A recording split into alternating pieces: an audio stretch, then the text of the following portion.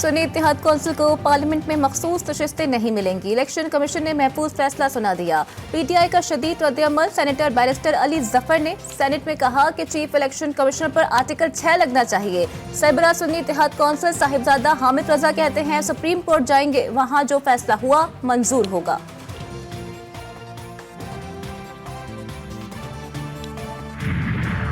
शहबाज शरीफ ने वजीर आजम का हलफ उठा लिया। सदर मुमलिकत आरिफ अलवी ने हलफ लिया। सऊदी वली अहद शहजादा मोहम्मद बिन सलमान की तरफ से शहबाज शरीफ को मुबारकबाद। तहनियती पैगाम में वजीर आजम शहबाज शरीफ के लिए नेक तमन्नाओं और पाकिस्तान की तरक्की और खुशहाली के लिए दुआएं।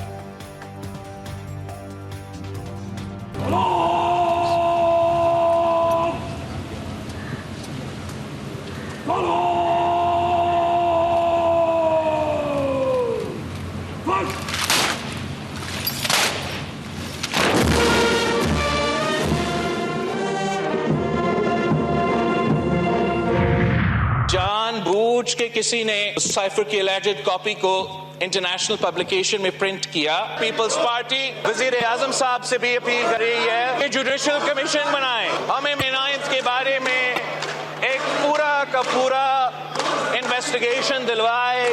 जिनको सजा मिलना चाहिए मैं आपको कहूंगा कि सजा दिलवाओ। ताने 9 मई की अदालती तहकीकात और मुजरिमों को सजा देने का मुतालबा। अखराजात कम करने के लिए 18 वजारतें खत्म करने पर जोर। बिलावल भुट्टो का धुआंधार खिताब। कौमी असम्बली में अपोजिशन का एहतजाज।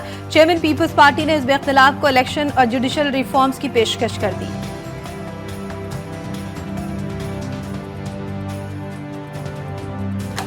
हमारे ऑपोजिशन के साथी को भी दावत दूंगा कि चाहे वो इलेक्शन रिफॉर्म्स हो चाहे वो जुडिशल रिफॉर्म्स हो, उस पे आप हमारे साथ थे ताकि अगली बार शहबाज शरीफ साहब इलेक्शन जीते या आपका कैदी नंबर 804 कोई उंगली ना उठा सके। बिलावल भुट्टो साहब ने जो साइफर की बात की है, इसके ऊपर जुडिशल कमीशन बनाए। क्या ये सब नहीं कहते थे कि झूठ का फलंदा है, कोई साइफर नहीं है? पीटीआई भी साइफर पर जुडिशल कमीशन की हामी। क्या ये लोग पहले साइफर को झूठ का पुलंदा नहीं कहते थे? असद कैसर का सवाल। एमक्यूएम भी ओहदों के चक्कर में वजारतों की लाइन में लग गई। बैरिस्टर गौहर की तनकीद। बिलावल भुट्टो पर तंज। नाना की सियासत वो दफन करके गया है। अभी अपने नाम के साथ भुट्टो का लफ्ज लगा कि भुट्टो नहीं बनता। इनको जमहूरियत रास नहीं आती। ये एक दूसरे को मुफादात की टक्कर में इकट्ठे होते हैं। कुछ लोग कहते हैं अगर इनकी बात सही समझ ली जाए कि इनको हराया गया है तो भाई जिस तरह जितवाया गया था उसी लोगों ने उसी तरह हरा दिया है। हमें ये कहा गया कि हमारी शनाख्त फॉर्म 47 है, फॉर्म गलत लगा दिया। हमारी शनाख्त 9047 है। खालिद मकबूल सिद्दीकी का नाम लिए बगैर सुन्नी इत्तेहाद काउंसिल के अरकान पर तंज। 2018 के इंतखाबी नताइज का जिक्र छेड़ दिया। हमें कहा गया आपकी पहचान फॉर्म 47 है, हमारी पहचान 1947 है। एमक्यूएम कन्वीनर का जवाब। बिलावल भुट्टो और 18वीं तरमीम का भी जिक्र खैर।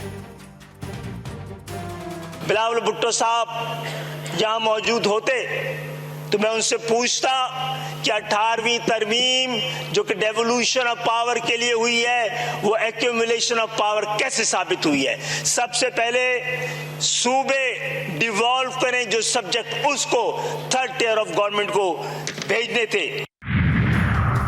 कौमी असम्बली में धक्कम पेश। शेर अफजल मरवत और एमक्यूएम अरकान लड़ पड़े। खालिद मकबूल सिद्दीकी की तकरीर के दौरान अपोजिशन का शोर शराबा।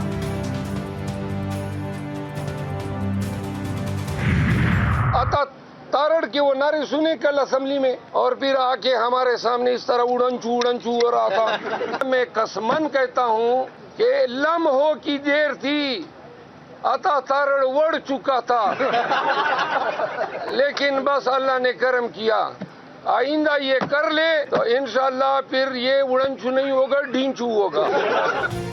उड़नचू की सूरत में ढिंचू की वार्निंग। शेर अफजल मरवत ने अता तारड़ को कौमी असम्बली में गलत जबान इस्तेमाल न करने की तंबीह कर दी।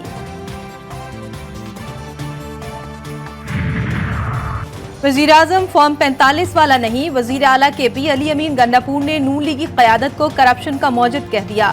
बोले कल बानी PTI से मुलाकात के बाद काबीना बनाएंगे।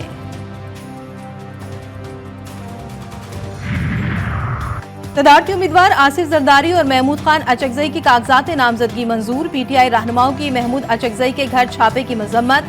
अली मोहम्मद खान कहते हैं उम्मीद है फॉर्म 45 वाले वोट से महमूद अचकजई को सदर बनाएंगे। और पीएसएल सीजन 9 का मुकाबला रावलपिंडी में होगा। इस्लामाबाद यूनाइटेड और पेशावर ज़ल्मी का मैच शाम 7 बजे शुरू होगा।